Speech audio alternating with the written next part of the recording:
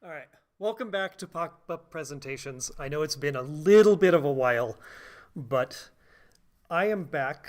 I am Steve Koenig.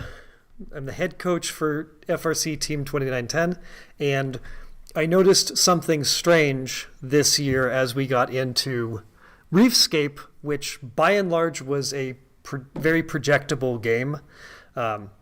There wasn't a lot of defense. Matches weren't strategically dynamic for the most part. So you could kind of do the add up the scores and it might turn out that way.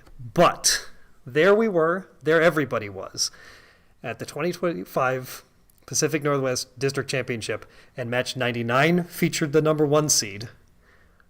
Match 99 out of 100 because it had 50 teams. And at district events, 12 matches per team, double the number of teams. That's the number of qualification matches. So everybody was prepared for one result and another one came up. This is the sort of thing that you should be prepared for, even though projection systems are actually pretty good. Okay. I am not a math major. I will not explain linear algebra nor how EPA's combined algorithm actually comes up with numbers. I have a practical understanding of these things. I am not going to get into the weeds about it, except for a couple of things. Then talking about context for the first match, the qualification match that was most pivotal at the district championship, a match that we were in that happened earlier at that tournament that was instructive for future Team 2910 match strategy and planning. Then we will look at the most pivotal qualification match at the Archimedes division, and then an example match from our division where we used some of our lessons learned. And then I will do a little bit of a wrap up about what you can take from this that isn't just Steve doesn't believe in EPA. So OPR developed years and years ago by the Canadians. It posits that you can add the three contributive. You can add what the three robots on their alliance will contribute to a match together to get the score. This has never worked 100%, but when you are presented with a number, you tend to think that that is the number that will be. So trying to have the correct amount of confidence in predictive numbers is very difficult for brain. And EPA takes it a step further. There are more matchup things. It uses information from past events and past years, and no matter what, a good projection system has to allow for variance of actual matches. So the line for every analyst of every sport is, well, that's why we play the game. You play the matches, there are going to be results that are not predicted. But that doesn't mean, okay, so all of these numbers mean nothing in real life. You just wait until you get the results and then you analyze those results. That is impractical. You have to have plans based on what is most likely to happen. A phrase I like to use is, you know what happens when you assume. You go into a situation with a reasonable idea of what's going to happen. If you don't, then I don't even know what the alternative is. You're just stumbling around in the dark and pretending like there's no past. There's a frequently attributed to various statisticians phrase, all models are flawed. And one in particular is attributed to have added some are useful. This is largely true. Trying to distill any sort of sports or games analysis into a one number metric results in something that doesn't describe the entire game. That doesn't mean that you shouldn't use that one number. It means that you shouldn't use only one number.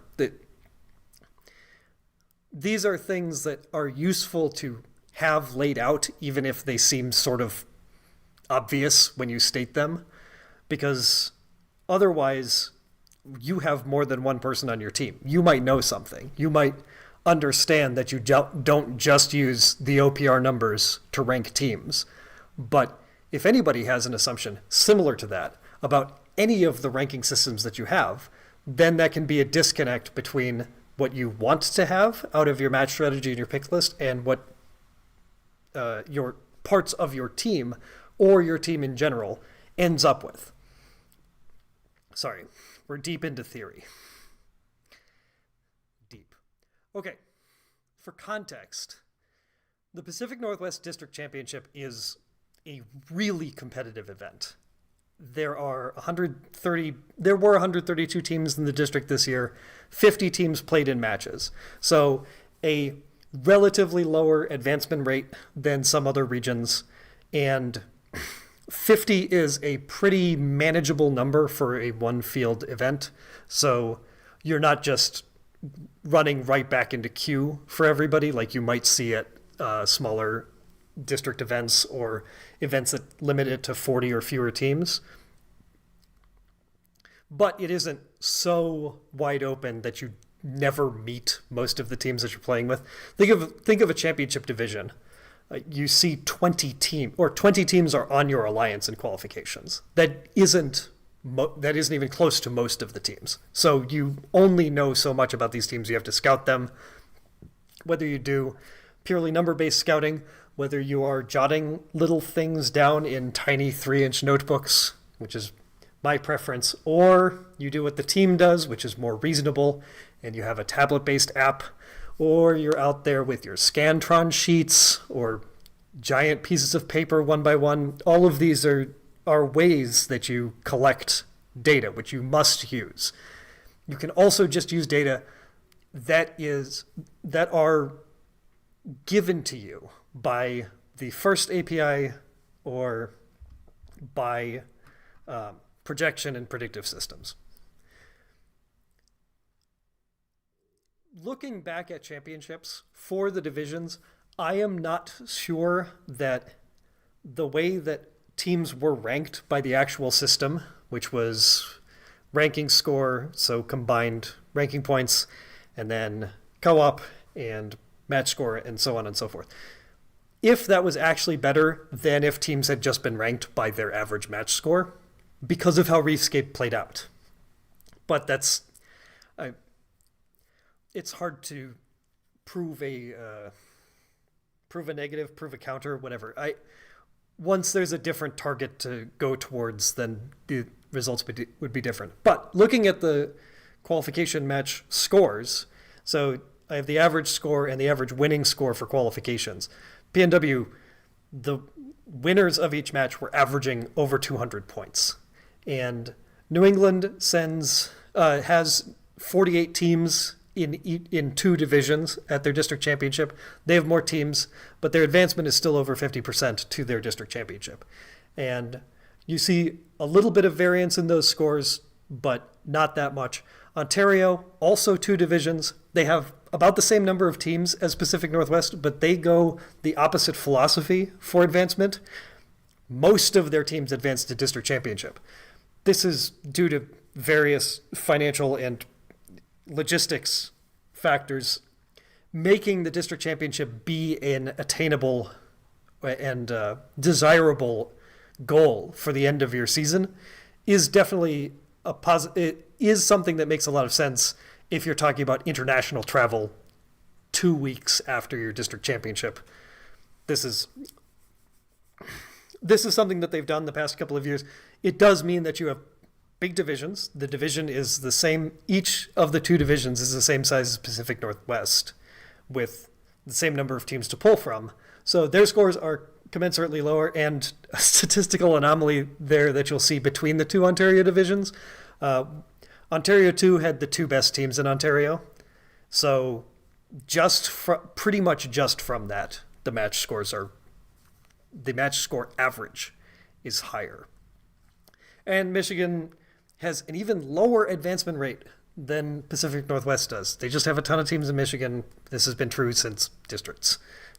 But 4 divisions of 40 teams each, and some variance in the scores.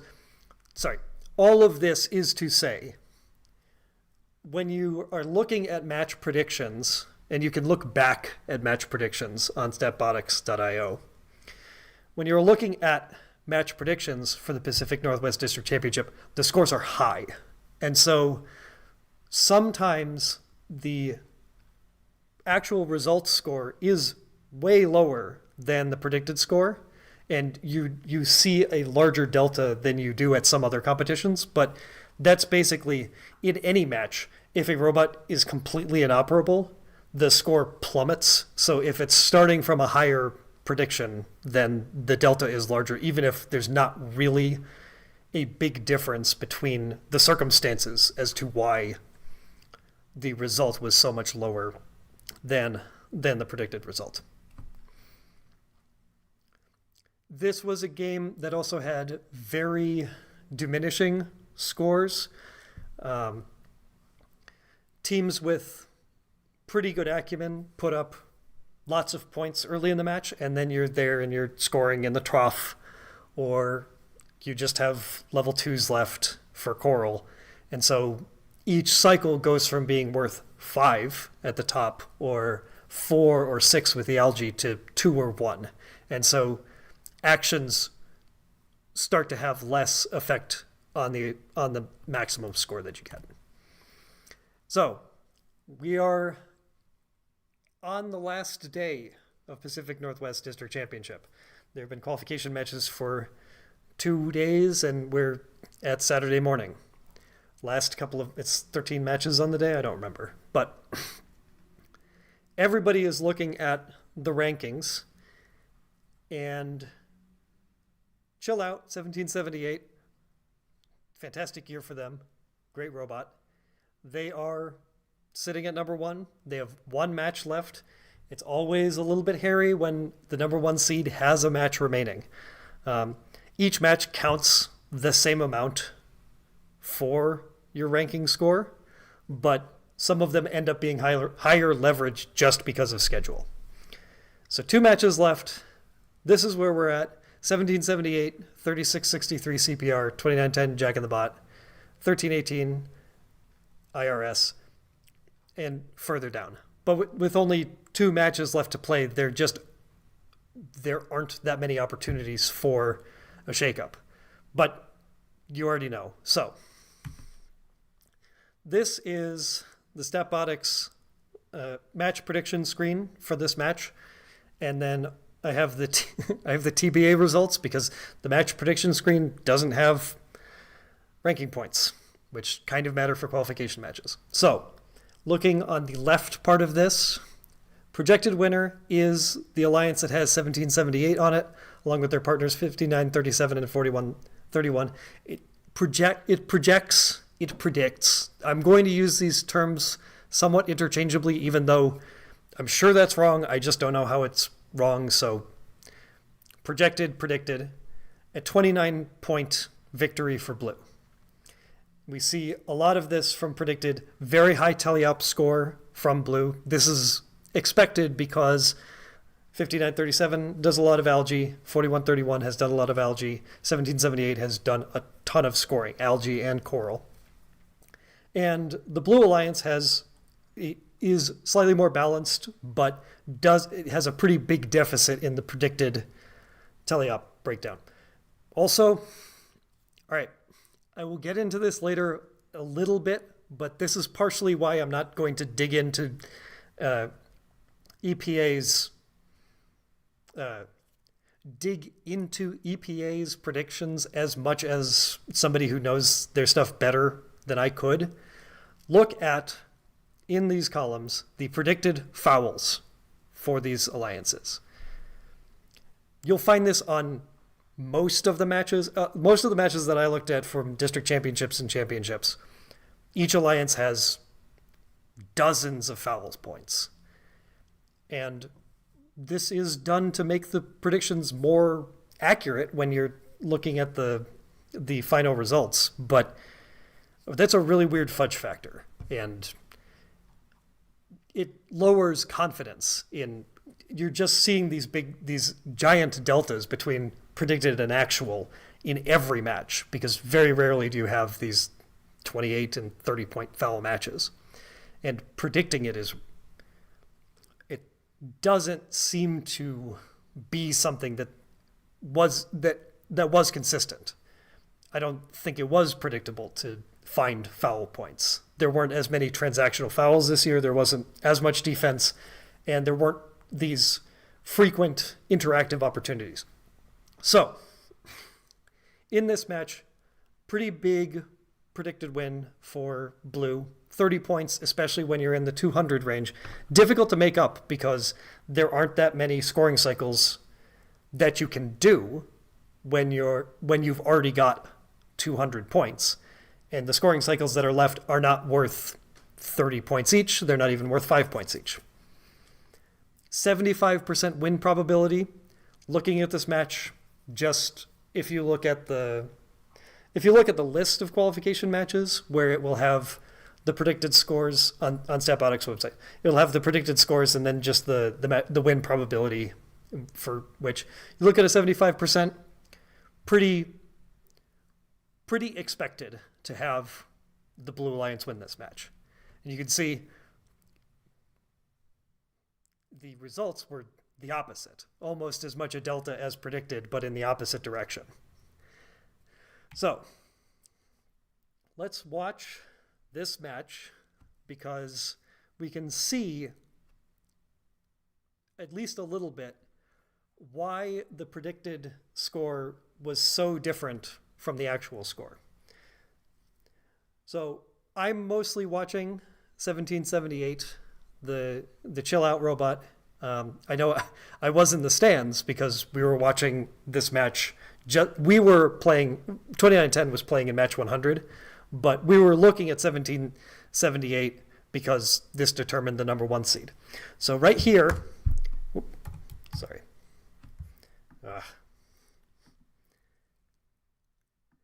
So almost immediately out of auto. So right after they get momentarily beached on an algae, 1778 has an algae in their gripper and they go to score it in the net. Simultaneously, 9450 Velocity Raptors on the other side of from the Red Alliance has driven over to Blue Alliance's reef. Oh, sorry. This camera has a thing where it just turns off every 20 minutes. We have not been able to solve this technological issue. So we solve it with a manual timer and like pressing a button on the back of the camera. Sorry. Okay. So on the screen here, over 2 minutes left in this match. And from the stands, we can already see, this match might not go the way that 1778 wants it to go. Because one of the things in Reefscape that could really change the predicted results is if one alliance is taking the shared resources, the quasi-shared resources of algae, from the other. So Blue Alliance has 4131 Iron Patriots working on the processor. They're scoring algae from the ground into the hole in the wall. And they have one of their robots, MI Robotics, on the other side of the field taking algae and scoring it into their net. So Blue Alliance and Red Alliance have very similar scores right now. Pretty big algae advantage for the Blue Alliance as 1778 starts to work on the coral. Now, Red Alliance has their algae protected. This is something that we started to see later in Reefscape, where incidental bumps and non-incidental bumps moved the algae that started on your lollipops, the 3 marks, over toward the left side of the field, because that's farther away from your opponent's barge and their barge net, and also your processor if they were going to force co-op. So keeping them in that corner meant that to go over and get one algae or more than one algae added a lot of driving time to what 5937 was trying to do. So with 45 seconds left, all of the algae are scored in nets. So there is nothing remaining for two of the Blue Alliance robots to do with scoring elements in this match. And a 30-point difference in favor of red because they have more algae in their barge net and they have more coral scored, especially on level 4. So match 99, featuring the number 1 seed, ends up with the number 1 seed losing. They don't go to climb. 1778 doesn't have a climb. And really impacting that whole tournament. 2 matches before the end of qualifications. This is Saturday morning. 8 minutes after match 100, Alliance selection begins. So not a lot of time to change everybody's overall tournament strategy. As a result of that match, Chill Out moves from number 1 to number 2. So we, from the outside and from the inside, you can know that 1778 was going to pick 2910. They do not have that opportunity anymore. 3663 as the number 1 seed invited 2910, who declined. It's also likely because of this match moving the rankings, but also moving people's estimation of teams. 9450, who is ranked in the teens, and this match doesn't move them up enough because they don't get a lot of bonus ranking. They don't get 3 bonus ranking points. It doesn't move them up enough to be in probable captain position. But what it does is it moves them from probably being picked as the first pick of the third alliance to being picked as the first of the second alliance, which is a pretty big jump for a team that doesn't have control over their own destiny. So the projections, 75% Blue Alliance is going to win. 1778 is going to retain its number 1 seed 3/4 of the time. So look, with the benefit of hindsight and a little bit of foresight, to lock the number 1 seed, 1778 needed a certain number of match points, which ended up being about 187. They needed 3 ranking points and co-op, or they could have gotten 4 ranking points. But that was the minimum that they needed to lock in the number 1 seed. And lock is a term that's useful, but not necessarily in this case because the teams in match 100 could not have caught them. So if they did that, they're the number 1 seed. That's a pretty big deal. They knew that going into the match. But so too did 9450. And because of how Pacific Northwest splits its qualification matches, an aside. So at championships, your qualification matches end Friday. Then you have all night to plan, and alliance selection is at 2 early in the morning. Michigan ends their matches on Friday night and then goes straight into alliance selections Friday night. So they have all night to plan with their alliance partners. These are differences in philosophies. I don't know enough about how each of them plays out, and there aren't enough events to notice long-term trends. I would have to ask a lot of people in Michigan their opinions of how each of the systems work. But most places don't do either of that. Almost every event doesn't do that. You're playing qualification matches on the last day. You do alliance selection, there's lunch, and then there's playoffs. There's always volatility at the end. And 9450 used this schedule to their advantage. Friday night, they plotted. They schemed. They said they spent 2 hours watching the qualification matches that had already occurred for these teams that were in this match, looking at their numbers, messing around with, can we put this team here? What if this team does this? And what is Blue Alliance going to be doing during this match?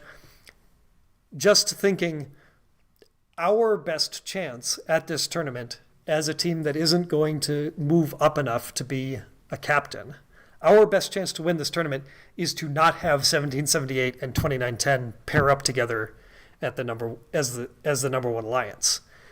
That is correct. Then they looked a lot at what are the dynamics of this match, what is Statbotics telling us, and what is it not telling us.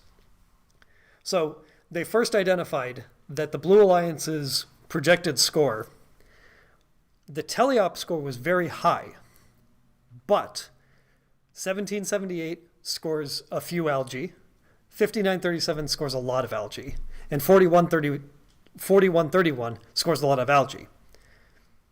But there are 18 algae on the field. Those three robots together aren't going to be able to score all the algae that they typically score because those algae aren't available. They're available in the matches that they have been playing because they aren't with two other good algae robots. 1778 also realized this when we talked to them before this last match, but it didn't seem to put a particular plan to de-emphasize algae or to focus on what 1778 needed for seeding in that match. It's also so a really high level, like 10,000 foot view discussion of this is interesting. I've been talking about Chill Out and Velocity Raptors.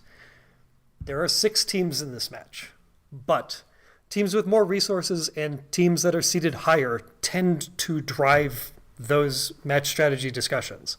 They have more tangible effects from the outcomes of these matches when it comes to seeding, and it doesn't matter to them as much what their robot shows as the outcome of the match compared to teams who are not seated as high. So for the most part, we are talking about a duel, a battle of wits in match strategy between two of the top teams in the Pacific Northwest, Velocity Raptors and Chill Out. Because Chill Out only had one Coral score on their alliance, they don't get the Coral ranking point. Partially because they were trying to score enough points to win this match. As projected, they would have over 200 points, and their opponents wouldn't have over 200 points. But that is not how it played out, because what the Red Alliance did was identify really quickly that starving the Blue Alliance of algae would be the key to them having a higher match score. And winning the match is step one for the Red Alliance, the alliance that's trying to keep 1778 from seeding first. Because if 1778 wins the match and gets any bonus ranking point, which they got in auto, then they're the number one seed. So the first step, looking at this match, if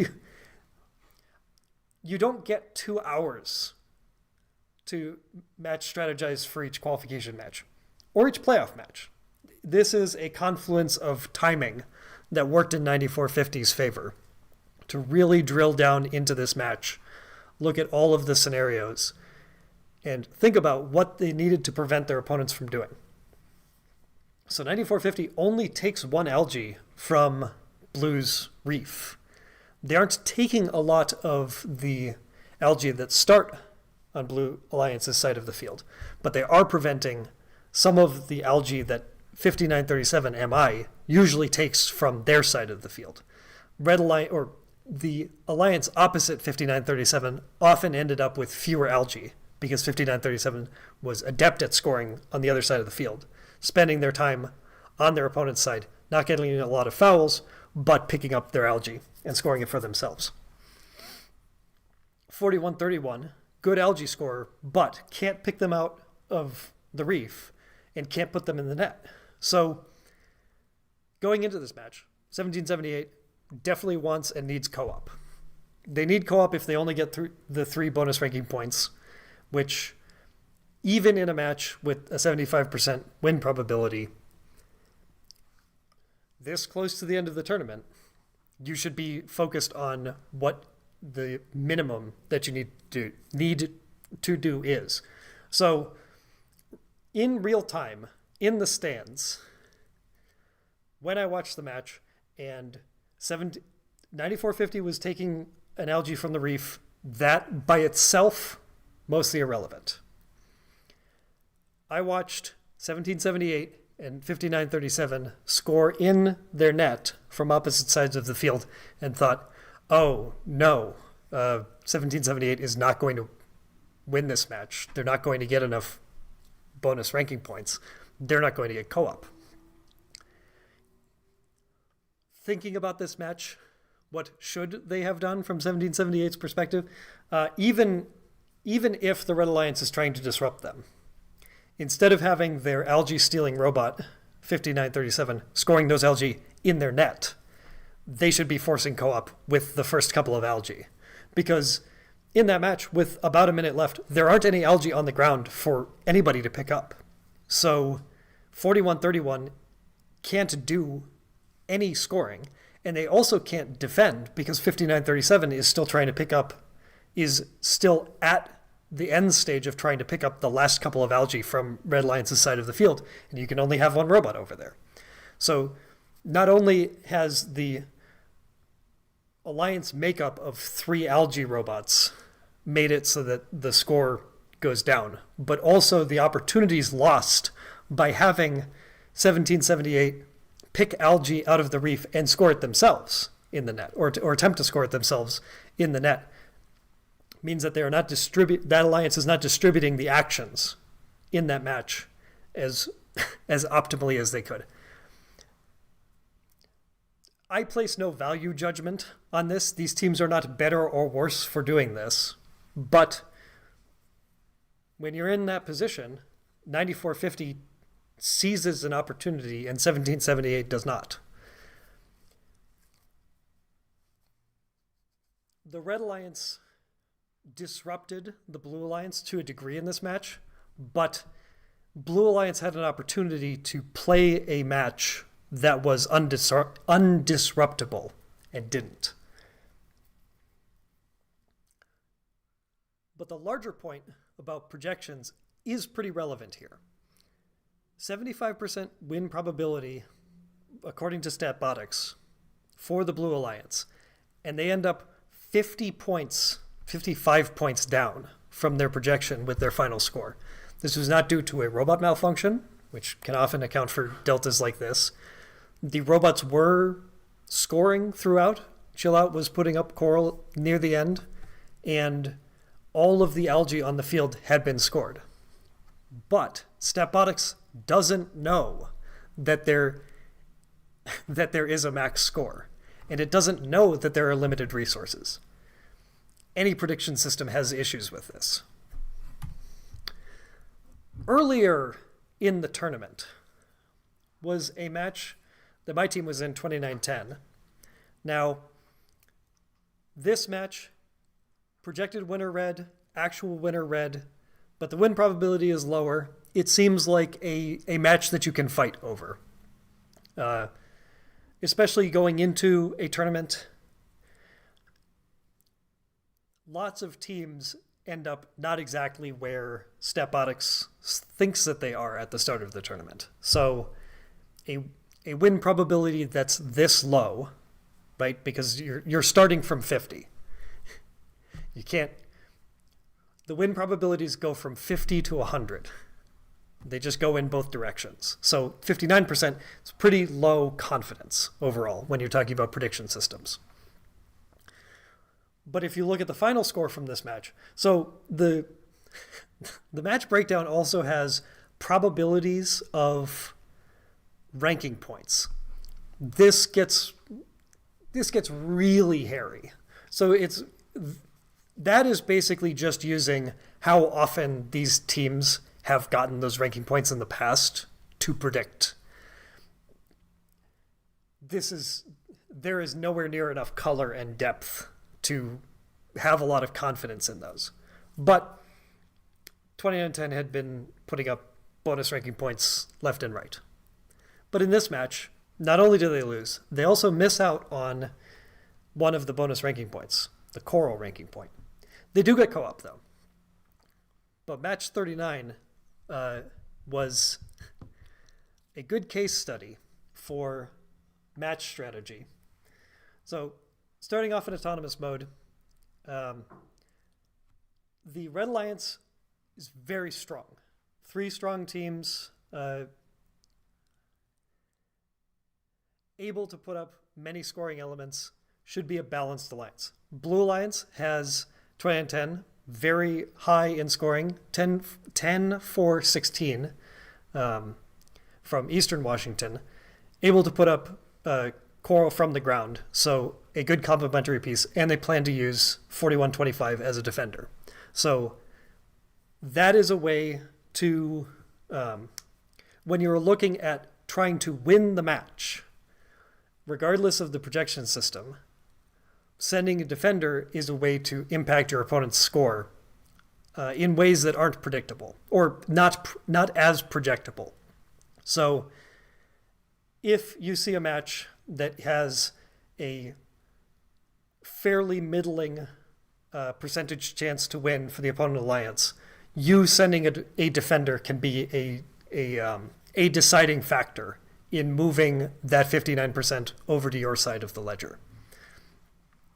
So Blue Alliance is going for score here. You can see 29 and 10 going to co-op, going to that processor, 6 points for those algae, but their opponents get 4 points because the human player is able to put them in the barge. But the top level of the reef on Blue Alliance, nearly full. Blue Alliance going top down. They only need to do 3 of the levels because of co-op. So they can be focused on coral points.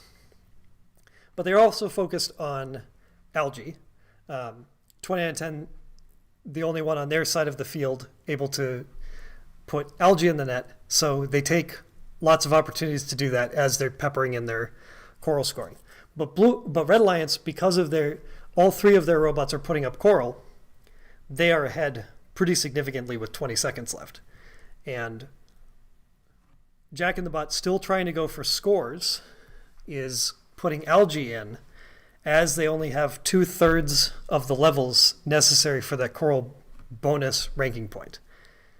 And of course, the last second climb to get that the endgame barge ranking point. But Red Alliance, as predicted, comes out on top. Blue Alliance had on the projector, on the match predictor, had 82 chances out of 100 to get the coral ranking point, but they don't get it. So how did this one happen? The split of qualification matches at the PNW District Championship had the first spate of qualification matches Thursday afternoon. So 20 and 10 played. 20 and 10. Sorry, I will try to use this interchangeably, but I don't know. Third person is not even more objective. It just sounds more objective. Played their first three qualification matches on Thursday, blew the doors off. 18 ranking points, co-op all over the place, hundreds and hundreds and hundreds of points every match. Doing great. Thursday night, we take the opportunity to have a scouting meeting.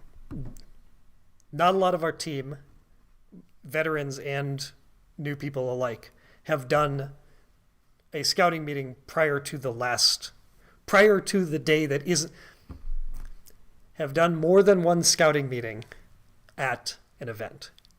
The normal course means that you do your scouting meeting the night before alliance selections.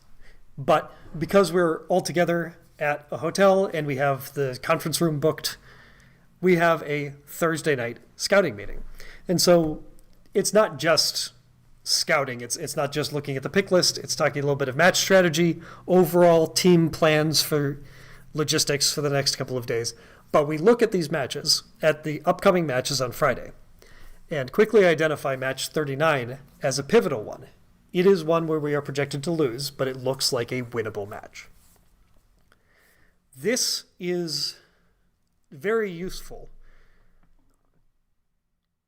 We took this opportunity to identify this match. That's a big positive. Now, the issue was we kept talking. So we had, after we identified match 39 as a match to focus on, to try to come up with a plan to change that predicted score to one that would end up in our favor. Then we kept talking as an entire team. And in so doing, we ended up taking in many ideas, which is good, but discussing them as an entire group and not just as the match strategy sub-team. So too many ideas came in. This match can be 5 different things. And that's what we ended up playing, is a match where we were trying to win and also try to get all the bonus ranking points and also get the co-op. So we had seen at our second qualifying event at Auburn that sometimes the match strategy wouldn't be focused on getting the 6 ranking points and the co-op and the match points. There were matches that we looked at and said, the most straightforward thing here is to ensure the win. Instead of going for 3 bonus ranking points by doing the levels of Coral and getting the end game and the auto, let's ensure that we get the 3 ranking points for the win.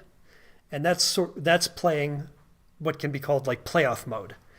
There you don't care about after we've scored 7 Coral on L4 of the reef, we should move to the next ones to ensure our bonus ranking points. You score top down. You get 5 points you get 5 points per Coral. You just do that. You ignore the bonus ranking points. They may happen, they may not. You're focused on getting the win. You have to balance whether you're doing like practice for playoffs or if you are trying to make sure that you're not constructing a very complicated match strategy involving all 3 teams doing things that they are not accustomed to and that they are not the best at, to ensure, to really pump up your bonus ranking points. You each have to do a set of things during that match where if you just need the win, do whatever you're best at that gets us the points. This can simplify match planning, which is useful. But the lesson learned from this match for us, and I'm sure we'll learn this lesson again. We'd learned it before. We should have internalized it from this, and we did to some degree, but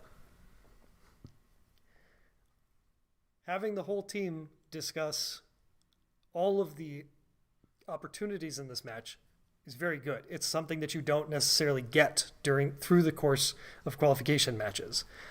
You just don't have enough time in between matches to confer with everybody. So this is an opportunity to get everybody on the same page. But what you should do with that information is then put it into the funnel, into the pipeline.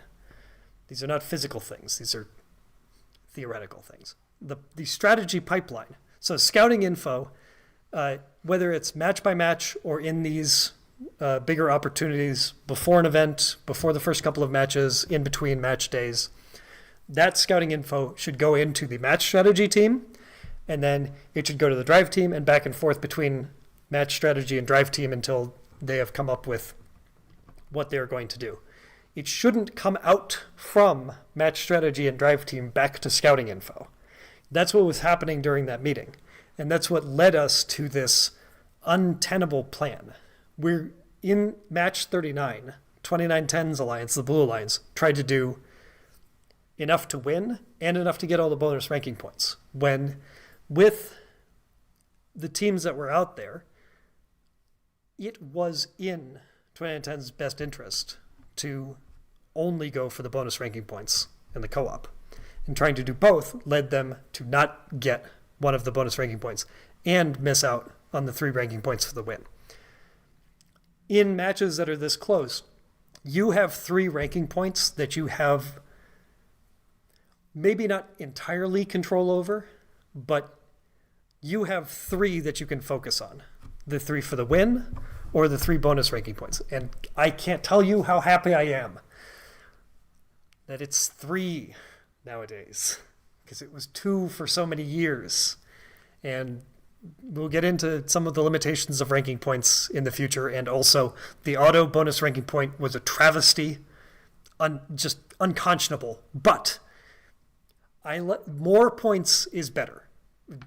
More opportunities for variance, and when teams are fully dialed in, fewer opportunities for variance, because flukes are flukes in, no moral weight on flukes. You have to go out and play the matches. Unexpected results are a part of any game that has this many moving pieces, or any number of first games that have any number of moving pieces. But philosophically, I am a front runner, or like somebody who goes for chalk. The games that I like the best are the ones that line up closest to predicted results. I don't know. That's just how I look at things. It's easier for me in my brain to justify they were the best team, they won. It just makes more sense to me. I don't like NCAA college basketball playoffs, the March Madness. I don't like the NFL playoffs. Too much variance. I think that's bad. I think that is not a good and robust measure of team quality. I prefer more data points.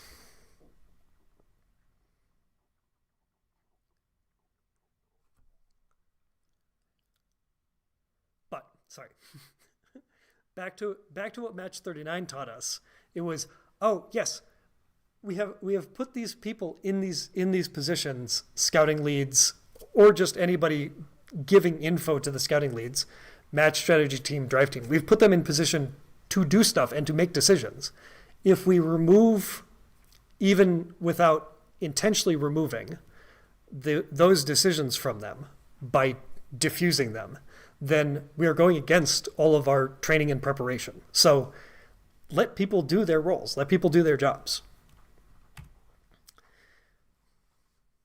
So another pivotal match at championships, and I spent some time after championships looking at all of the divisions and how their representatives made it to Einstein, and how their top 8 came to be.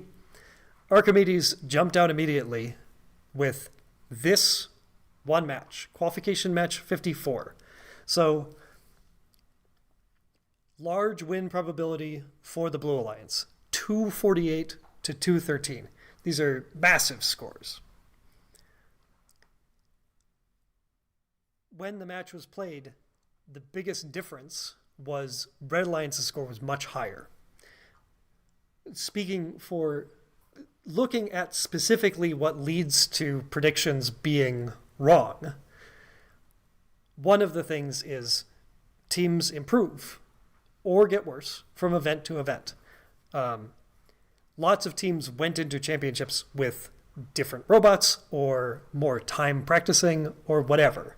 And that meant that whatever data there were to describe this team was not as descriptive and couldn't be seen before you get to the event. Teams aren't, something contrary to EPA's whole model is teams aren't just what they have been. And in this match, once both alliances were fully clicking and it was really close, these alliances featured teams that by the end of qualifications were basically one team on each alliance was climbing about half the time. And so with that's a pretty big variance factor. And in this case, one of the teams that did that was on the Red Alliance and climbed, and one of the teams that did that was on the Blue Alliance and didn't climb. So you end up with a 4-point difference match, opposite to the projection. Both alliances went for co-op, but most importantly is in this match are the participants. So not only did we see both alliances really pretty close to fully humming, um, in Reefscape, match projections that were at 250 points, rarely was that actually reached. This gets into some of the structural issues with the projection system and just the number of points that are available for these teams. Those are the kind of points that like good playoff alliances at champs were putting up. Qualification matches, it's unlikely that you had that level of coordination and that level of like execution. So this match, which was supposed to be a big win for blue, ended up being a very small win for red. So very different to the win probability. Both alliances, unicorn match, all the bonus ranking points and co-op. But what this meant, so I spent time at championships on the First Champs Live desk, so we were paying attention to rankings quite a bit. And what the team that we were most focused on the Archimedes division was 2481 Roboteers. They had won every match that they were at their 2 regionals. So going into championships, Archimedes was seen from the outside to be they were the fulcrum point. They were anticipated to be the best team. They started off with losses, so they had to climb their way back up through the rankings throughout the whole tournament.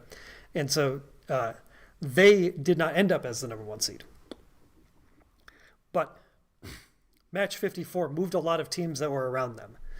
I've labeled them here. 1756, 604, and 8044 were in this match. 1756 and 8044 were on one alliance, and 604 was on the other. So 50 matches, nearly halfway through qualifications for championships. This is a match featuring 3 teams in the top 8. In the couple of matches leading up to it, everybody knows that this is a pivotal match. So blue had 604 on it, and red had 1756 and 8044. So this was just before the match, these projections from Statbotics. And then after the match, 604 moves out of the top 8 because they only got 3 ranking points in co-op. And 8044 and 1756 move up into the 2 and 3 spots.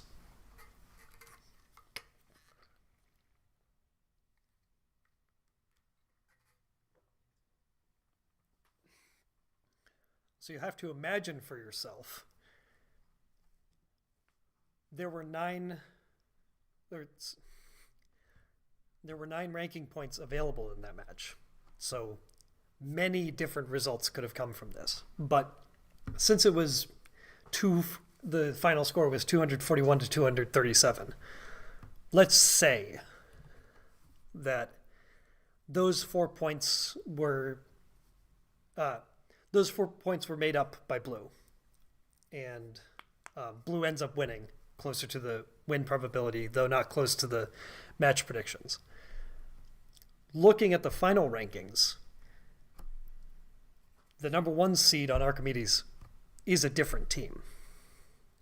It moves 604 quite a bit up, and it moves 8044 and 1756 down enough that those alliances on that field end up wildly different.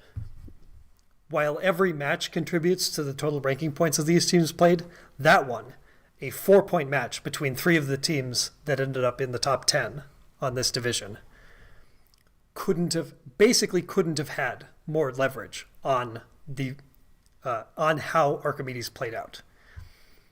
8044 was one of the Einstein representatives from their field. They picked 2481 and they accepted. And if 8044 isn't the 1 seed, they don't get that opportunity. So Archimedes playoffs end up entirely differently compared to what was predicted from that match by Statbotics. The specifics of why that match played out differently aren't as important as understanding that a projection system doesn't, and the confidence, that Snapbotics has with these mean RPs. That's what they are projecting these teams to have on average at the end of qualifications. And you'll note, we're looking back at this match at match 54, that the mean ranking point for the number 1 seed, 53, and the final rankings had somebody with 55. Average ranking points predictions will very often, I don't know if it's in every case, but will very often be noticeably lower than what ends up happening, because the number 1 seed will have a couple of things bounce their way, and so they end up on the high end of their average. So that's not unexpected, but it does mess with your brain a little bit, because you look at these ranking points at the beginning of the event and then midway through the event, these teams are all 7, 8, 9. Like the top seed is predicted to have 7, 8, 9 ranking points dropped, and then at the end of the event, you look at it and they ended up only missing 3 or 2 or whatever. That is something that's just inherent to a system that has a maximum and what an average can actually show you. But it's knowing that and putting that into practice, in understanding that, yes, the system will say they'll get about this many ranking points. Squaring that with the ranking points at the end never look like this, that is difficult to do, and it's why you can't outsource your analysis. It's why you can't use any projection system, any single projection system, to give you the answers as to what's going to happen. So, speaking of what 2910 learned from that qualification match at Pacific Northwest District Championship, on the Newton division, we looked at this match, qualification 57, and saw a huge win probability for the opponents. Blue Alliance looked projected to have 250 points, and our alliance slightly over 200. In the end, this match had blue winning, both alliances getting all the bonus ranking points, and cooperation.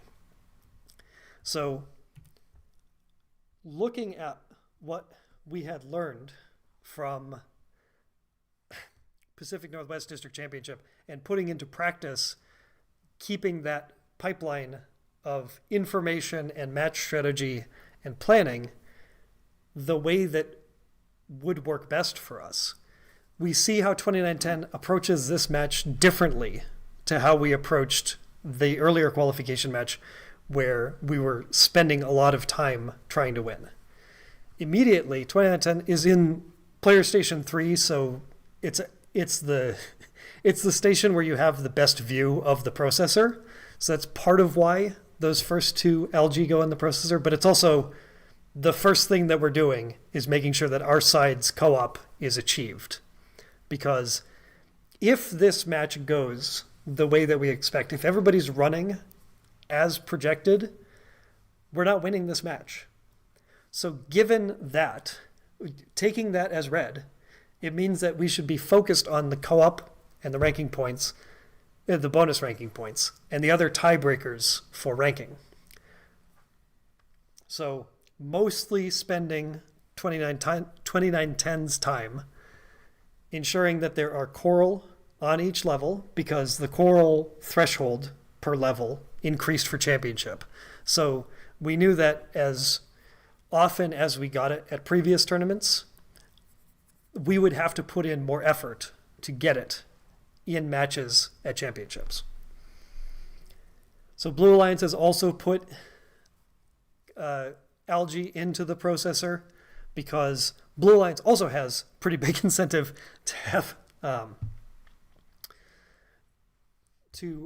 seed high 422. Sorry, just backing up slightly in this match. So we have seen already 74-26 pair of dice has been on the Red Alliance side of the field taking algae, and for the most part, the Red Alliance has been focused on scoring and not disrupting the disruptors.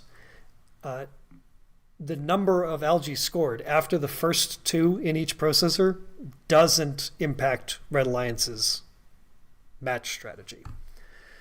422 and 2832 ended up very highly ranked. So this was a match that they really wanted to get all the bonus ranking points, the co-op, the ranking points for the win, and as many match points as they could get. So having one robot on their alliance focused on algae, that just continues to pump up the score because algae has a good rate of point return per like time spent or cycles spent. So we are late in this match, 50 seconds left, 24 point lead for Blue Alliance, and 2910 is working on the front face, the AB face of the reef, because they still don't have all of the coral that they need for the bonus ranking point. But there, as 74-26 is taking an algae from the Red Alliance side of the field, 2910 takes an algae off the reef, turns, and just drops it on the ground. This was the biggest indicator from the outside that 2910 was not playing this match to have the highest chance to win. Because algae are precious in Reefscape, and having an algae already in the robot's grasp means that you are significantly on your way to having 4 points added to your ledger, added to your ledger.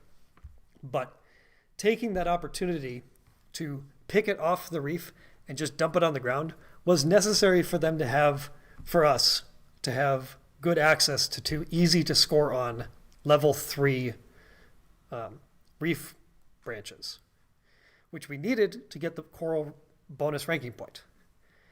Focusing on bonus ranking points in matches means having a different strategy than focusing on wins.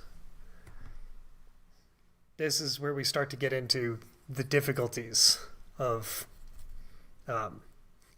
using rankings, using your own set of rankings for your pick list, and evaluating teams' match strategies can be pretty complex. Like you're watching that match, 2910 is doing a bunch of cycles, but they do a couple of odd things, and they end up losing the match. So you have to... Most games don't afford you the opportunity to play the same match every match. Your robot and your team is probably going to have to do something different. The title for this slide is an old Simpsons reference. And I only know old Simpsons references from like secondhand, and I don't know. I don't watch... I don't know when the last time I watched a new Simpsons episode was. But as good as your fastball is, or, rock and rock, paper, scissors, sometimes you have to throw something else. So going into the match, you might say, if it's going as we expect, we're going to go with match strategy A, and if this part of the match is different, we will shift into match strategy B. You can get lost in the sauce a little bit, because then you can say, okay, if it's changed into match B, but then circumstances change again, we can go back to match A, or we can go into match C. And you start going down the rabbit hole, and a good mnemonic is you should have the plan for what your match strategy is going to be, what you're going to be doing during the match, what your drive team and your alliance is going to do. You should have what your plan is, and then your pivot to here's what happens if that is not working. You should probably just have one. Any more than that, and you're no longer able to execute these nested match strategies effectively. It might have worked if you had had enough time, but half committing to one and then going into another doesn't end up with a whole so greater than the sum of its parts. You're probably just not going to do your last strategy as well as you could have done the strategy that you pivoted from, if you're deep in your pivots. Some games really lend themselves to this, and some games don't. So looking at Rebuilt, we don't know the game. We do know that there's one scoring element and that teams can hold more than one. In games like that, it is often the case that you need fewer pivots. If your robot is really good at doing the main thing in the game, there are fewer times when your robot will have to do something else. Of course, that could all be different. Each year's rules are different enough that it doesn't play out that way. But look at games where teams could hold a lot of one scoring element, or as they used to be called, game pieces. And teams that could do that and did that well, almost all their matches look the same. That is also true in lots of other games, but matches where you're doing one at a time scoring, depending on the makeup of your alliance, you may well be doing something different than the last match. It might look sort of similar, but you're playing a slightly different role. That'll come up more often if each scoring action is separate. So a note that I have here, on Statbotic's website, they compare different prediction systems. And over the last several games, since 2016, their EPA's predictions have a pretty good track record. 72% is a very good number to be working with. But consider as more and more regions go, or as more and more places go to districts. District events, that, as far as I know, are 12 qualification matches. I think that's been true for nearly all of them, excepting whatever weather-related things. But if the predictions are accurate at a slightly over 70% clip, that's 8 matches that go as predicted. This is not how it plays out. I talked about variance and high levels of means and low level in conversely, like some teams, things don't work out and they end up way on the low side of these things. But like a 70+% prediction system really makes you think, oh, okay, so that's basically how it's going to play out. But with the number of matches, with all the data points that are available, that means that a lot of things don't go that way in general. So trying to balance, it doesn't mean find the 4 matches in qualifications that are going to go opposite to the predictions. I don't know enough about stats to refute that. I just know that it isn't true. I don't take that as a lesson. But something from that match that I was just talking about, Newton match 57, is, so what is this other match? This match where in qualifications, you're not playing to get the ranking points that come from the win. What should that match really look like? Because once you are not optimizing for the win, and you're trying to optimize for something else, you have to know what you're optimizing for. And so the bonus ranking points are something that most teams in first and nearly all the top level teams have really focused on in year over year over year. You know what you need to do to get these things. but and what that means in practice. What are you going to do in matches to make that happen? But because those are so often the only deciding factor, the tiebreakers after that aren't considered quite as much. And so we've seen teams play these before. 2910 is not unique. Yes, we should have learned this lesson, these lessons about match contingencies many times over before. You have to keep learning lessons. But focusing just on bonus ranking points in those matches isn't the whole story. Because you know what the criteria are to get these points, and the bonus ranking points are not, the actions that you take to make those happen are not exactly the actions that you take to win a match. Qualification matches are different than playoff matches. This is not ideal. So Goodhart's law refers to measures and their effectiveness. And it's when a measure becomes a target, then the measure is no longer accurate. Basically, whatever, my understanding of it, because everybody knows what you need to do to get ranking points, they're playing to get ranking points. Since those no longer, since almost a decade ago, ranking points don't turn into match points in playoffs. Being really good at getting bonus ranking points doesn't correlate 1-to-1 with being really good at winning playoff matches. So there's a giant correlation between accruing a whole bunch of ranking points and being good at playoff matches. But it's not 1-to-1.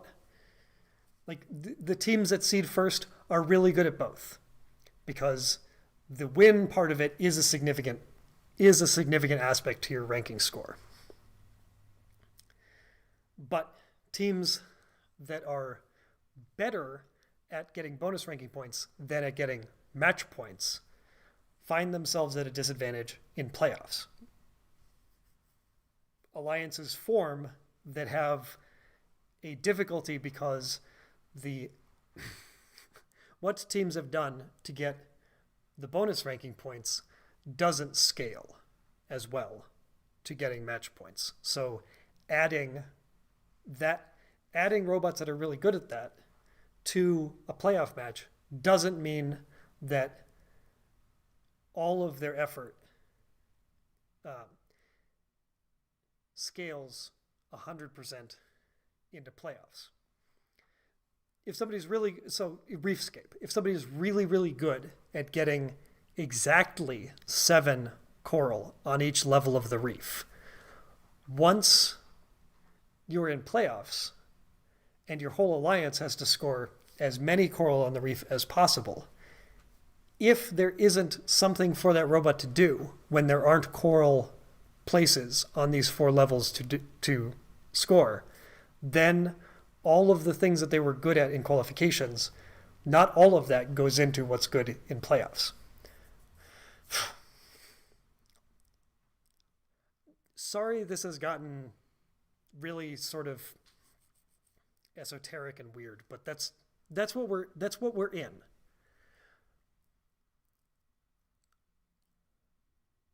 So in qualifications, you're trying to win matches. It's a very good thing for you to do that almost all the time. But teams that have had a rough start in qualification matches where they haven't accrued enough ranking points in early matches to affect their ability to be at the top of the rankings by the end, they're no longer as incentivized to win those matches. They're incentivized to show off their robot capabilities, to play well with other. I mean, you're always incentivized to do that, to be a good alliance partner. But whether they win that match, whether they get the maximum that they can out of those matches measures, doesn't matter to them as much as it does to some other teams. In playoffs, this is totally different. You you all have to do everything you can to win the match. There's only one incentive to work towards.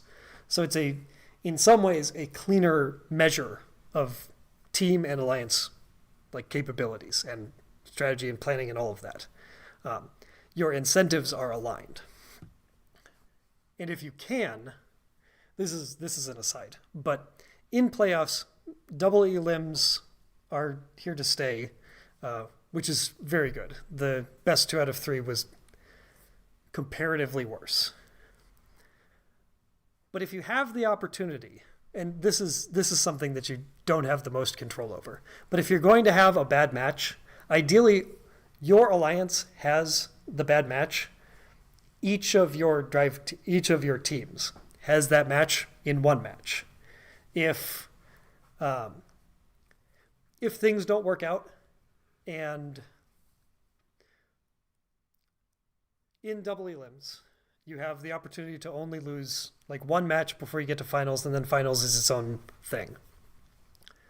But if you're going to lose a match, there is a little bit of there's something pulling at you. If you're going to lose a match, you can lose it hard. None of your points carry over in either direction.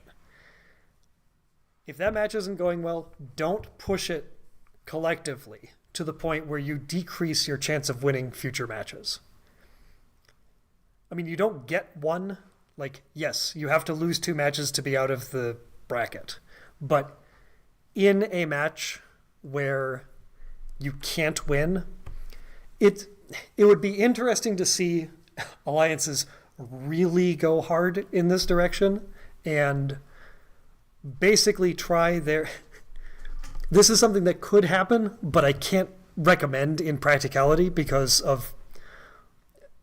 there are too many variables. Your 3 robots have to work, their 3 robots have to work to get these predictions to be even close to accurate. And by the way, look at those playoff predictions. Our 2910's alliance at championships in the first match didn't reach the score that was predicted. This could have been due to various factors, but part of it was it predicted 26 or 28 points in fouls, and the alliance didn't get that. Whose fault is that? The alliance didn't reach its potential, but like how could we have? There's a whole thing about teams and alliances at championships finding their EPAs moving in weird ways when they were not near their projected results. I mean, not super weird ways. Our alliance, the Newton Alliance, didn't score as many points as they were predicted to. EPA takes this information and says, okay, I'll move their EPA down, and then their projections down. But these never actually met. So there's a problem that is stated on StatBotic's website and is true of almost every projection system. There's saturation at the top. I mentioned this before.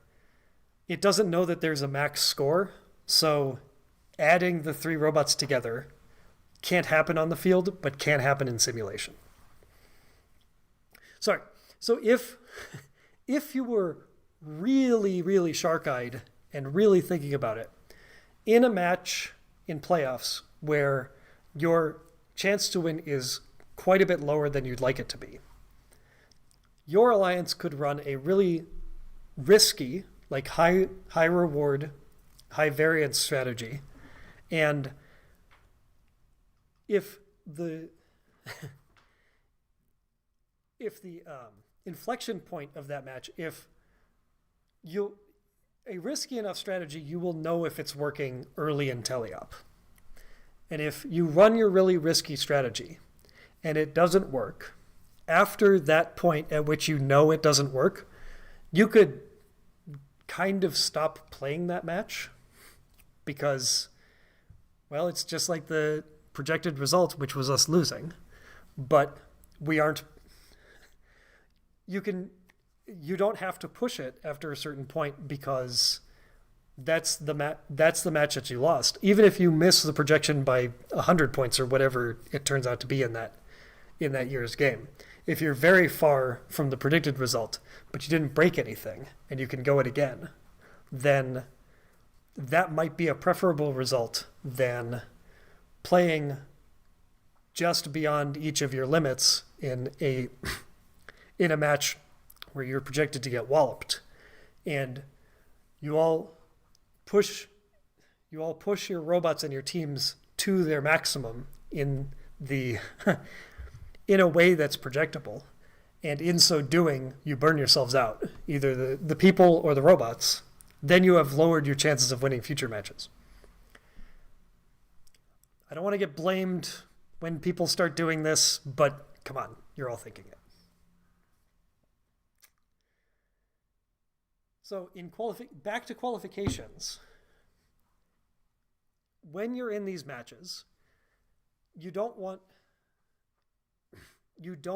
results like what we had in match 39 at Pacific Northwest District Championship. You want 3 ranking points, or you want 6 ranking points. And if you can't get 6, make sure you get 3. Worse results are trying for 6 and ending up with 2 or 1 or 0. So in the last couple of games, looking at just past bonus ranking points and win ranking points, the tiebreakers, with those tiebreakers, what should you be doing to make sure that you're getting as many points as you can in matches that you're not getting the ranking points from winning? So we actually saw this not the win part of it, but we saw a little bit of this at the end of Chessie Champs in 2025. Richard Sisk was one of the referees and asked me during lunch, hey, 254 in their last match kept scoring algae in the processor. Why were they doing that? And the answer is, the first tiebreaker in Reefscape at Chessie Champs, it wasn't co-op, they got rid of co-op. The first tiebreaker was match points. So they were doing the most that they could to ensure that they had, to ensure their high ranking. They were at number 1. They wanted to make sure that they stayed at number 1. So in that scenario, they don't care what their opponent's score is. So that was the dilemma with the 2 places that you could score the algae in this year's game. You would theoretically decrease the delta between you and your opponents, which knock-on effects could get you to the point where your opponents had a higher chance of winning. But in a lot of cases, if you were Cheesy Poofs in that match, or if you were in a match where you were not focused on the win ranking points, if those were secured in either direction, secured as much as anything can be, then to get the most points, you don't care about your opponent's score, you care about your own. So even though they're getting 4 points and you're getting 6 for a delta of 2, rather than a delta of 4 for each algae that you're scoring in your net, you actually just want to pump up your own score. So if you were looking at a qualification match in Reefscape that you looked at, and based on projections from outside sources or your data and some combination of that, your scouts and your match strategists and your drive team come to the conclusion we should not focus on the win. In Reefscape, what you should do, make sure that your alliance scores 1 coral in auto and all 3 of you are not on the line. Get at least the number that you need, depending on when in the year it was. Get the number that you need on each level of the reef. Force co-op. Make sure that it happens. Agree with your opponents or do it with your robots, whatever. And make sure that you get your end game points. But after those things, not chronologically, after those things are secured, your alliance should not put any algae in your net. You should score any algae that you pick up in your processor, because then you're pumping up your match score, because you don't care what your opponent's score is. And most of the time in match strategy, you only slightly care what your opponent's score is, as long as it's lower than yours. But in this case, you actually don't care. You don't care if it's higher or lower than yours. All that matters is that your match score goes up, because it's the tiebreaker after ranking points and co-op points. So when you look at next year's game, look at the tiebreaker, and before you get to events, think about what this no-win match looks like. When you're going to enact your match strategy, you should have the framework for this is a match where where our focus is not on the ranking points for the win. We'll have to come up with a better name for it. No-win matches, whatever. Given that, we shouldn't just focus only on the actions for the bonus ranking points. We should be focused on those and the tiebreaker immediately below them. Because match points could matter, and it would be a shame. Well, in Reefscape, theoretically, match points could matter in ranking. And having a match where you just went for bonus ranking points and you scored, say at championships, you scored 7 on the 3 levels, you forced co-op, you got the end game and you got the auto. But then you also didn't score more points after that. You were scoring extra coral in the trough, or you were scoring a couple of algae in the net, and you went over and you climbed really early to ensure that you got that bonus ranking point. You need to make sure that you get that, but you shouldn't be so conservative to only get those bonus ranking points and not consider any of the tiebreakers. Looking back at 2024, Crescendo, that was a game where there was a huge disconnect between qualification strategy and playoff strategy. And not just match by match, but overall robot and team construction. I think most exemplified by 2056 OP Robotics. They never had a trap mechanism. As far as I know, they never had even the inkling of a desire to have one. Their strategy was to harmonize by climbing on the same chain as somebody else and spotlight that by having the human player throw the special note onto the microphone. But because that was what their focus was, they did that. And that was important because looking at that game, an action you could take with a note, scoring it in an amplified speaker or scoring it in the trap, in playoffs was worth the same points. So until you got to really high leverage matches where there weren't additional cycles, though using a note for one or the other didn't matter. The trap was a trap. We know this in hindsight. And some teams knew it when they started evaluating the game, or midway through evaluating the game. The part of the manual that shows you how many points the Alliance earns for doing something. Everybody reads that at the beginning. Everybody does their rules test or Citrus's rules test and writes down what the numbers are. And then somebody puts it up on the whiteboard and they start figuring out the maximum score and maximum auto and all these things. And then after those first couple of days of build season, that table is kind of left to the wayside. Everybody's internalized enough what the relative points are for things that they don't go back and look at what the actual points for things are. We know that our robot, our team, we're going to be doing this. So the exact number of points that each of those things is worth is less important than how we do them. That is true for design and programming and putting the robot together. But for match strategy, it really isn't true. You should keep looking at that table, because adjacent to that table, well, not adjacent in the manual, it's on the entire opposite end of the manual. But there are the rankings for tiebreakers for qualifications and playoffs.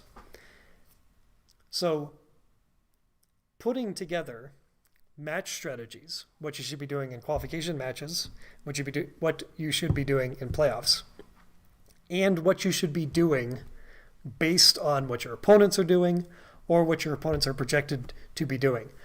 You have to refer back to the real numbers, because otherwise you are 3 assumptions in as you're saying what you should be doing.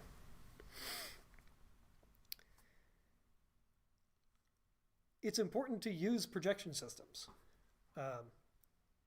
Really early in the presentation, I said you can't go in without any concept of what has happened before.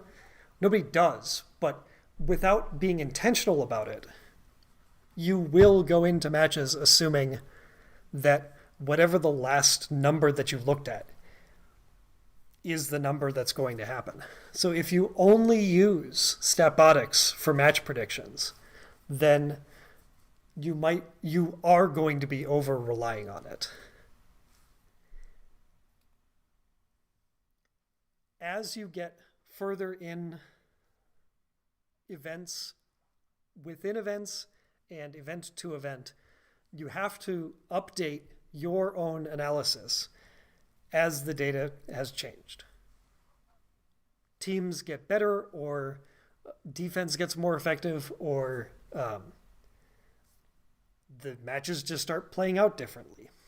Whatever you expect to happen continues to change as teams and games change. And we know that the measurement systems available are at least imperfect, but imperfect in more ways than just, the rankings don't match up with OPR, or they don't match up with EPA, or they don't match up with the list that we have teams ranked according to how much we think that they increase our chance of winning the playoff tournament. These have never matched up. They kind of can't. But sort of an opposite or corollary to Goodhart's law is every team has their own evaluation method. They have their own measure. But that those measures aren't targets. Structurally and in practical terms, that measurement is opaque to the subjects. So teams are out there on the field. Most pick lists are based on actions on the field, or most pick lists are based on evaluations of what's happening on the field. But a question that is difficult to answer for teams is, what are you looking for teams that you are considering picking? It's not only difficult because the answer is, it's like a lot of things. It's this whole holistic view of everything that they do during matches, our own evaluation of what teams should be doing in matches with us, how we can adapt their skills and their capabilities into a match that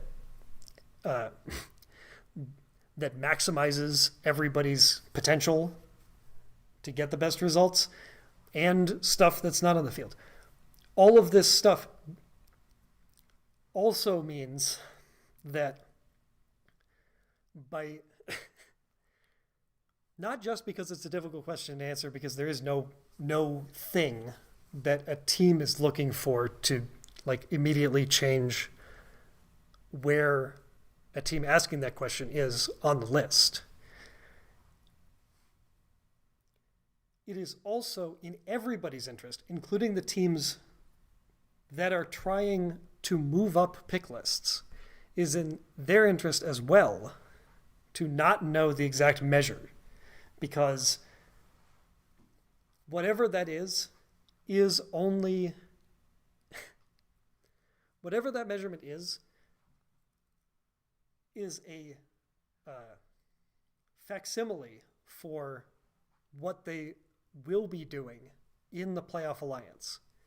So if there is a target to aim for, that target is not the same as the target that they need to be aiming for during playoff matches.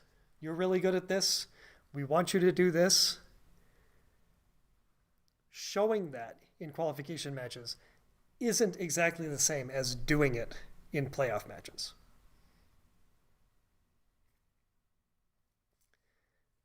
Partially because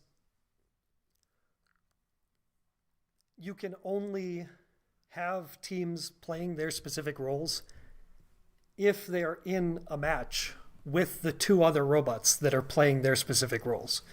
We saw this a lot in Reefscape. Robots that had omni capabilities, they were able to score coral, score algae in the net and the processor, pick algae off the reef, and climb. Well, whatever they were doing, if they had all of these capabilities, then match planning could have each robot doing what it was best at. Every instance where robots had fewer capabilities than that meant that other robots had to do more of the rest of the game to ensure that their alliance was able to do it. Playoff matches at championships that had alliances where only 2/3 of the robots could do algae meant that those two robots spent a disproportionate amount of time doing algae. So they weren't able to reach their coral plus algae potential because they had to overweight algae. And while that may have increased the third team's coral plus algae potential by having them do more coral, it means that the structure of that alliance is fragile. Any disruption to that, a robot not being able to do algae in one particular match, means that the alliance has no recourse. If you're down to only one robot that can do algae, one robot's going to have to do algae. Same thing with ground pickup coral. If cycles for coral become longer because two robots have to go to the coral station, then the third robot has to have really, really, really fast cycles for the entire rest of the match to make up for the extra time spent driving. It's a little Reefscape focused, but consider when you are looking at teams playing qualification matches that they are playing in quite imperfect situation. They're playing with an alliance that they would not play playoffs with.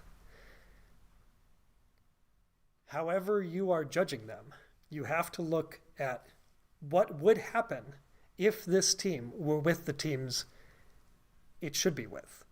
That's true for everybody. And sometimes, depending on the game, it's the case that qualifications highlight the strengths of this team. When scoring opportunities are fewer because you're spreading them out amongst three robots, then a robot that has in qualifications scored over half of its alliance's points now doesn't have that capability. How much usefulness is that ceiling within your alliance? So you have to consider when you're putting these alliances together how to best use each team's maximum capabilities. And sometimes it's really odd. Or it's not that so much that it's really odd. It may be just different to what they had shown in qualifications. Our Pacific Northwest District Championship playoff alliance, we were with 7034 and 2930, two excellent coral robots. But without the ability to score algae, that meant that 2910 had to score algae. Because if our alliance did what we were all best at, if we did the ratio of coral and algae that we normally would during matches, then our alliance would have ended up with too few algae scored and too many coral scored. Because after the 36 that go on the branches, each coral is worth 1. So even if we were scoring 3 times as many coral as the opponents were scoring algae, that is still a deficit. So since that wasn't going to happen, trying to outscore an alliance by 3 times is extremely difficult. 2910 spent all of playoffs really focused on algae, scoring many more algae than they did during qualifications.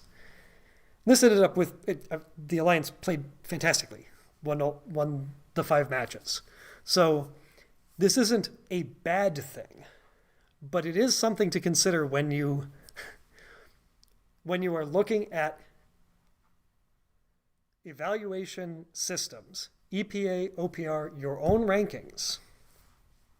They cannot, they don't, and they cannot. There is no possible way for them to capture how these teams are going to play in playoffs if they're all playing to their potential, especially as robots and teams have gotten better over the years. What all 3 teams are doing in a playoff match matters more than it ever has. It will continue to matter more.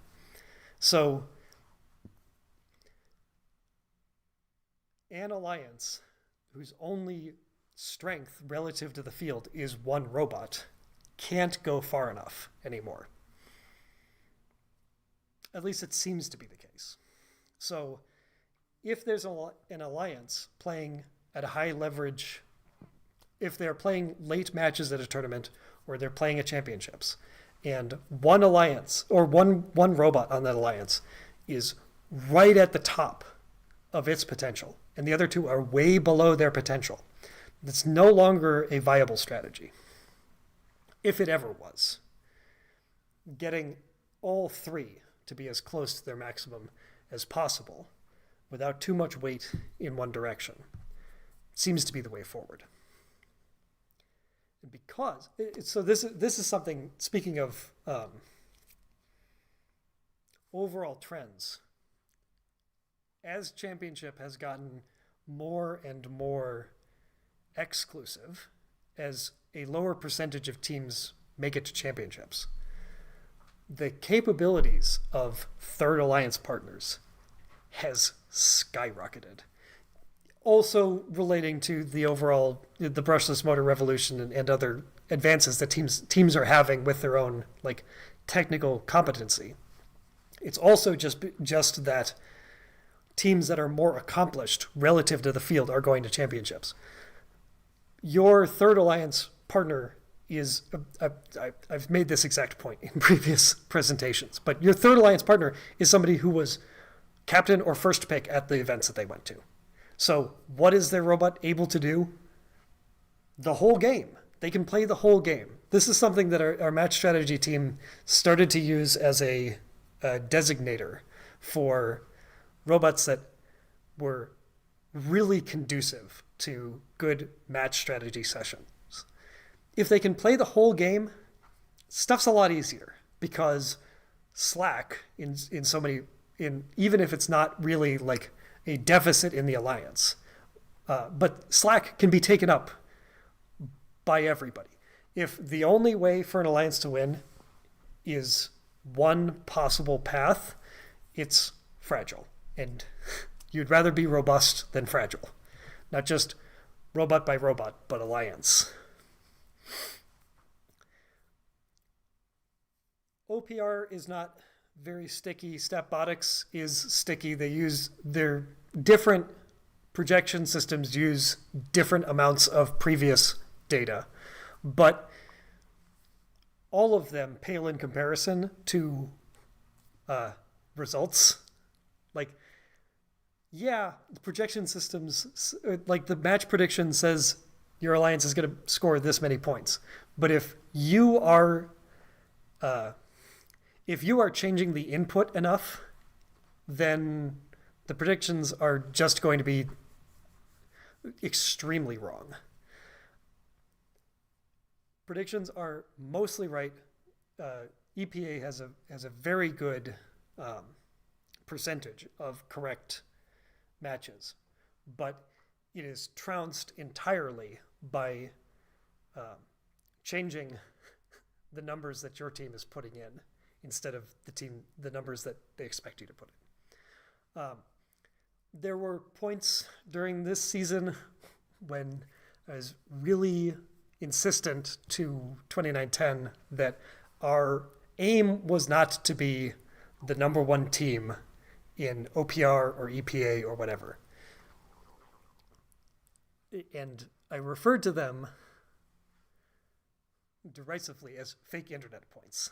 So we saw this at our second district event where we played a match in qualifications where we played the playoff strategy, which scoring top down and just ensuring the 3 points for the win and less focus on doing the most that we could to get the 6 total ranking points available. We played that match and our EPA went up. If the measuring system rewards you for playing a match that lowers your chance of winning the tournament, I get to use that as, hey, maybe don't put all of your stock in EPA. That was the thing that I found that really was the germ for this presentation. And there's also the funny thing between 2056 and 1323 and 2910 at championships. As playoff matches went on, OP's EPA went up and up and up. And 2910, 1323's EPA went down and down and down because they were closer to their predictions in a positive way than we were. That system of measurement didn't really have that had no bearing on results. So it's not as descriptive a system as no projection system. Advanced statistics in professional sports, all of these things. None of them is perfect. It doesn't work like that. But especially when you get to higher leverage moments, when they start giving numbers that don't make sense, that don't correlate to what in your mind you see as better, then you should really examine what's going on there. So I wonder if Karthik's aphorism that it's better to have a robot with 3 functions at 10 out of 10 than a robot with 6 functions at 5 out of 10 is true anymore. We saw it this year, just how much easier it made things when robots had more capabilities. But that's simplifying it too much. I think that this is somewhat of a change just in teams' overall capabilities. The more teams are able to do more stuff. Whatever, I'm old. Robots used to not drive.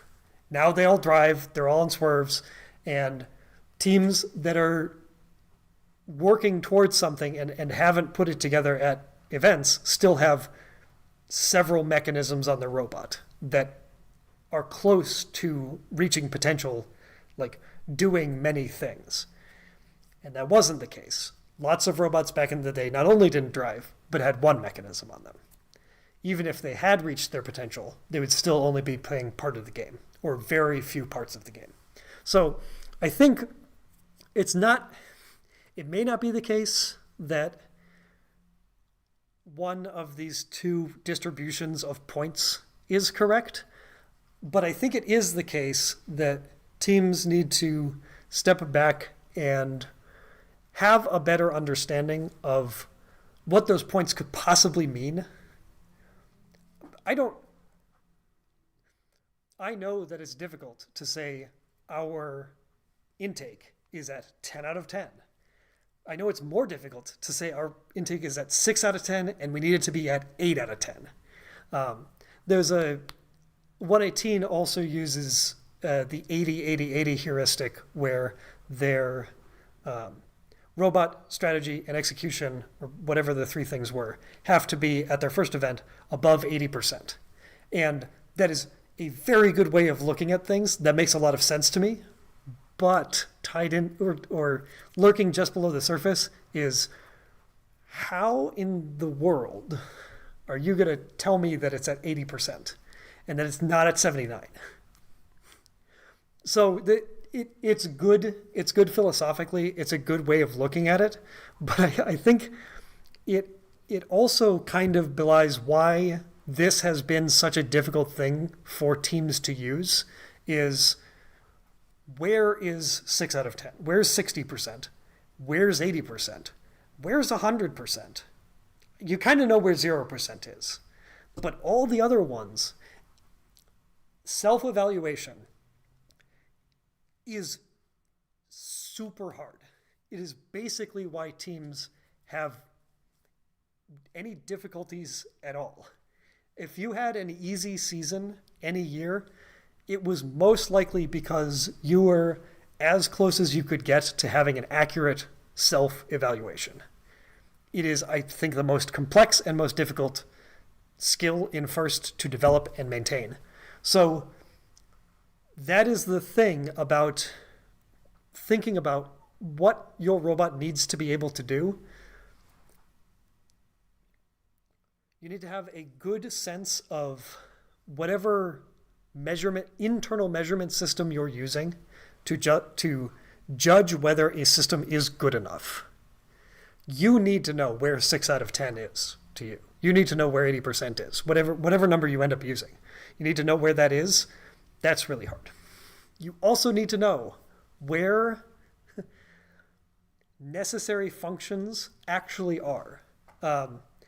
One of the things that I think has tripped up teams about this 6 functions at 5 out of 10 is, as they are listing things that our robot can do, they list, I think I've seen this, not literally, but I think I've seen the effects of this, where teams say, okay, so we really don't want to have 6 functions at 5 out of 10. So they list 6 functions, and they say, well, we're only going to do 3 of these. But what they've listed are not 6 equal functions. They've listed 3 or 4 things that are crucial to the game, and 2 or 3 things that just aren't. So then those seem like freebies. You kick those out, and then you have all these points that you can put in these other areas. That's why kickoff and the first couple of days after kickoff remain critical. It is you can easily derail your entire season by misidentifying what functions there are. Not even which functions you should do. I think you can do it just by identifying, here's something we can do in the game. If that's one of the things that you have put your whole season on, if it's one of the 5 things that you've identified as a big part of the game, and then it isn't in real life when we actually play it, that is something that you have, if you have the opportunity to debrief, to do season retrospectives, find that. That might be the thing that is between you and where you want to be, is artificially identifying things that you don't need to do in your Moscow, mucus, moo cow, needs, nice, nope, whatever list you end up with. when you're considering your nope part of it, the things that you won't do, if that list is long and it's filled with stuff that at the end of the season you could just have not listed because it wasn't part of the game, that is where you are spending too much mental effort. And speaking of projection systems specifically, it's not going to get easier. They may get more predictive. One of the things about projection systems is they work a whole lot better if players don't get injured, if teams don't break. More and more teams are functioning near their average than ever. Generally, this is great. It's so good in so many ways. It's also great for projection systems. But we talked about it a lot at championships. There were teams who added significant capabilities or completely changed their robot in between some of the events they played in championships. And all signs are we're not going to see less of that in the future. Manufacturing capabilities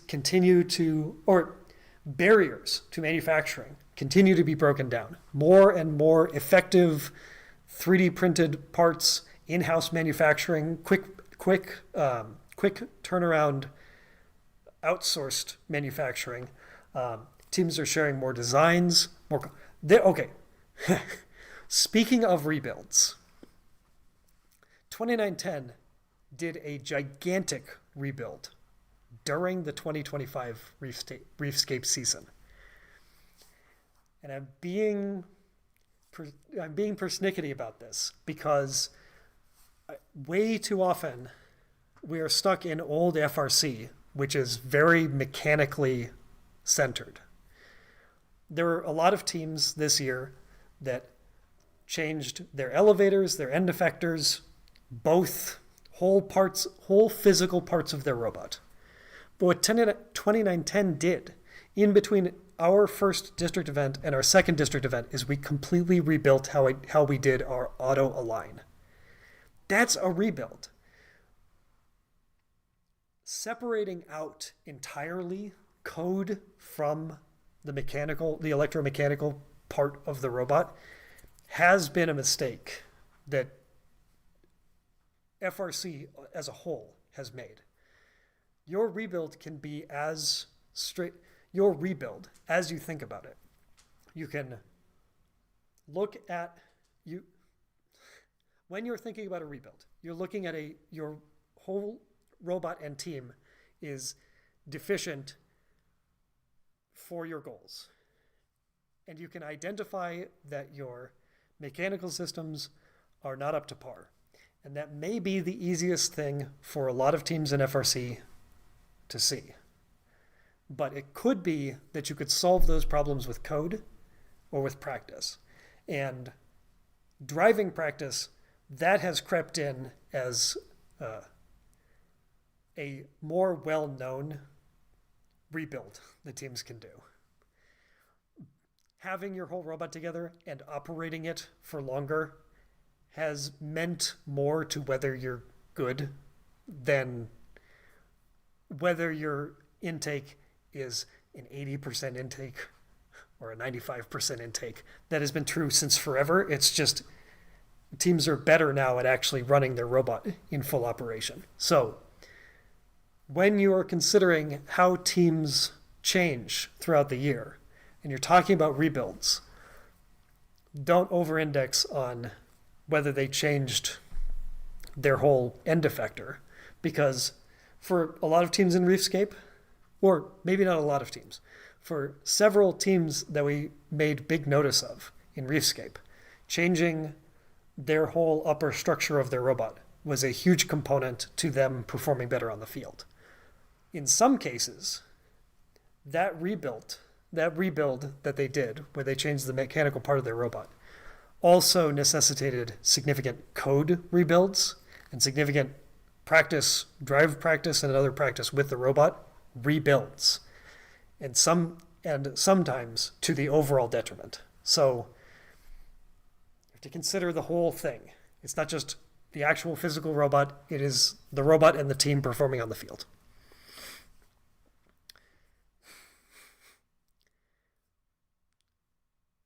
So, next year, think about when you look at your match schedule, not just what does it look like on one website?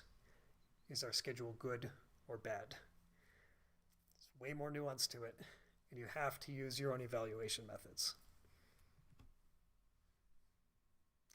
Thank you for coming to my pop-up presentation, and I will see you at the next one.